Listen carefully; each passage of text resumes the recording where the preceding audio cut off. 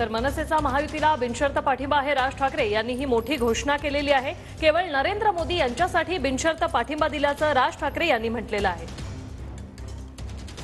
तर आपल्यासोबत थेट सुनील तटकरेजी जोडले गेलेले आहेत। सुनील तटकरेजी, स्वागत आहे तुमचं TV9 मध्ये। राज ठाकरे यांनी महायुतीला आता जाहीर पाठिंबा दिलेला आहे, बिनशर्त तो सुद्धा, काय प्रतिक्रिया?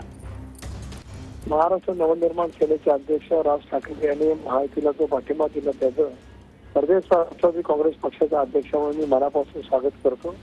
त्यांनी अपेक्षा व्यक्त केल्या या देशातील तरुणांच्या संदर्भामध्ये मला विश्वास आहे की नरेंद्र मोदी साहेबांच्या नेतृत्वाखाली एनडीएचे सरकार ते देशामध्ये काम करत आहे।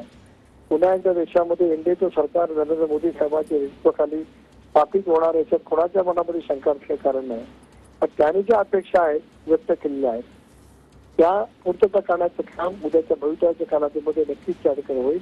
पुन्हा एकदा राज साहेबांनी जे घेतलेला निर्णय आहे त्याच्याबद्दल त्यांचं मी मनापासून या ठिकाणी स्वागत करतो।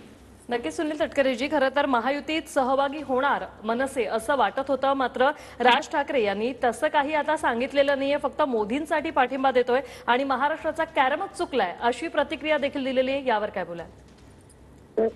त्यांचे विचार अखेरच्या टप्प्यामध्ये मी त्या ठिकाणी ऐकले। महाराष्ट्रभर आज तो त्यांनी काही निर्णय घेतलेले त्यासाठी ते दौरे करणार आहेत। त्यांनी त्यांचे थेट मनसैनिकांना आवाहन सुद्धा केलेलं आहे की या लोकसभेच्या निवडणुकीमध्ये महायुतीचे जे उमेदवार असतील भारतीय जनता पक्ष, शिवसेना, राष्ट्रवादी काँग्रेस पक्ष आणि अन्य घटक पक्षाचे त्यांना त्यांनी पाठिंबा दिलाय।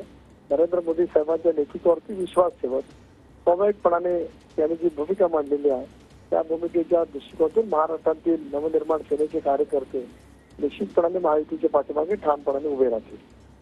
नक्कीच, धन्यवाद सुनील तटकरेजी, तुम्ही TV9शी बोलात त्यासाठी। तर राज ठाकरे यांचं स्वागतच आहे आणि मनसैनिक जोमाने काम करतील असं सुनील तटकरे यांनी म्हटलेलं आहे। मोदींसाठी महायुतीला मी बिनशर्त